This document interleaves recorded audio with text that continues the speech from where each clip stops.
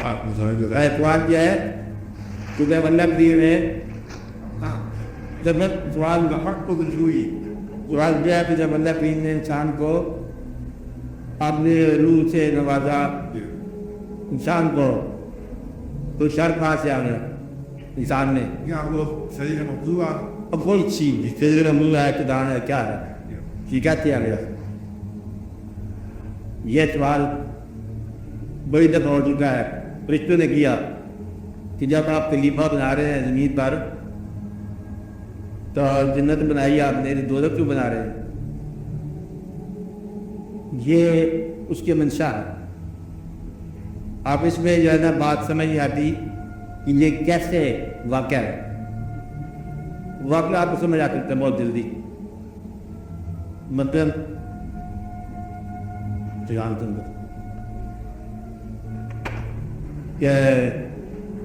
شیطان کا بھی سوال تھا کہ آپ نے اللہ کے لیے آپ نے مجھے بات سمجھائی نہیں ہے یعنی کہ آپ نے میرے طاقت وہاں گواہ تو نہیں میں دل تو سیرا جاتی ہوگی کیا یہ آپ نے یہ سوال کر دیا اس کا کچھ مجھے آدم علیہ السلام کو آسماء اللہ سارے آسماء سکھا دیے تو میرے ساتھ آپ نے کوئی رعایت نہیں کی دکھا ایک اور سوال کرتے لوگ کہ ہمیں تو گمراہ کرے گا شیطان تو شیطان سے پہلے تو شیطان کو نہیں تھی کتنی گمراہ کی گمراہ کرنے والی ذات بھی شیطان کہتے ہیں نا تو شیطان بجاتے خود سے پہلے ہے گمراہ ہو گیا تھی کس نے گمراہ کیا تو یہ اقرار ہے کہ شیطان جو ہے گمراہ ہے کہ شیطان راہ ہے یعنی کہ ممکن ہے وہ ایک راہ ہی وہ شر کی راہ تو اللہ تعالیٰ نے خیر اور شر کا مالک ہے نا خیر ہی بتبعی من اللہ تعالیٰ اللہ کی طرف سے ہے یہ راستہ بنایا جا رہا ہے شر کا وہ خالق آپ ہے شر جو ہے نا جو آپ خالق ہے آپ نے یہ سوال کیا دنیا کے اندر انسانوں کی دنیا میں اس وقت جب ہدایت آ چکی ہے اب سوال نہیں بنتا کیونکہ جب ہدایت آ چکی ہے اب سوال نہیں بنتا ورنہ یہ سوال پہلے کا سوال تھا کہ پھر آپ نے ہمارے پاس اللہ نے لے بے یہ واقعہ جبرائیل نے دیا کہ آپ ہمیں سمجھا دیتے تو مطلب یہ ہے کہ اگر اس کو اگر آپ ہم پہلے ہی سوال کرتے پرانے زمانے میں تو جواب یہ تھا کہ اللہ تعالیٰ کی اگر خالی اللہ کی صفات پہ آپ غور کرو کہ روح ہے رحیم ہے غفار ہے غفار کا معنی بخشنے والا خطا کو بخشنے والا اگر وہ غفار ہے تو خطا کار ضرور ہوگا انسان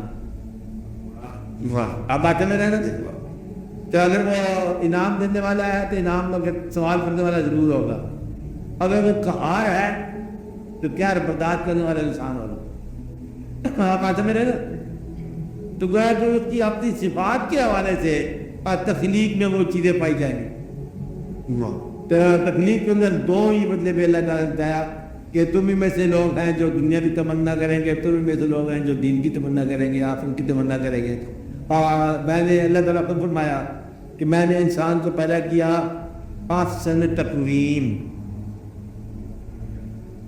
آگے ثم رددناہ اسفل السافلین کیا ہے منع تھا منع کیا پھر وہ پھر گیا اور سابلین میں سے ہو گیا نیچے گرنے والا میں سے ہو گیا رددناہ نے منع ہے کہ وہ پھر گیا پھر دیا گیا یہ بھی ممکن ہے اچھا میں نے نبی کا سنت سافلین تک پہنچنا ہے انسان میں چلا گیا تو یہ انسان کے مقام ہے اسفل السافلین سب بنتا ہے روح گردانی کرے گا تو گناہ ہوگا اگر اللہ حکم نہ دے پیدا کر کے پھینک دے تو پھر خیر شر نیکی بدی سے کوئی حوالہ ہی نہیں ہے پرانے زمانے میں آدم علیہ السلام جب تشریف لائے تو اس کے بعد شادیوں کا سلسلہ نہ کوئی بہن ہے نہ کوئی بھائی ہے جو بیٹا ہوتا ہے بیٹی ہوتی شادی جاتی ہے نا پرانے زمانے جب قانون بن گیا تو ناجائز کا جائز سے پیدا ہو گیا حلال حرام کا پیدا ہو گیا. آدم علیہ السلام اور مائی اول کا نکاح کس نے پڑھایا تھا؟ رجسٹر کہاں ہوا تھا؟ یونین کونسل میں نہیں ہوا تھا. اب اتنے جو تدریج چلتی ہے، حوالہ چلتا ہے تو قانون نافذ ہوتا ہے. تو قانون دین قانون ہے. جہاں جہاں دین مطلب آتا گیا اب وہ حوالہ بدلتا گیا، اور اب آپ کے پاس ہدایت آ گئی ہے کہ یہ خیر ہے یہ شر، اس لیے آپ خیر کے حوالے سے کرو. وہ شجر ممنوع تک جانا ہی باعث شر ہے، اور شجر ممنوع کی تمنا ہی اس کے دل میں ہے انسان آدم علیہ السلام کے، اور رکھا ہی اس لیے گیا تھا کہ تمنا ہو. یہ الگ راز ہے کہ انسان کو بنانا ہے خلیفۃ فی الارض. اگر شجر ممنوع استعمال نہیں ہوتا تو جنت میں آتا ہے، نیچے کون آئے گا؟ جب نیچے بھی آئے گا تو واقعہ کیسا ہوگا؟ بھارت جنت کی تعریف میں نے بتائی تھی کہ جنت وہ مقام ہے جس سے معذور ہونے کے بعد اس کی تلاش شروع ہو جائے.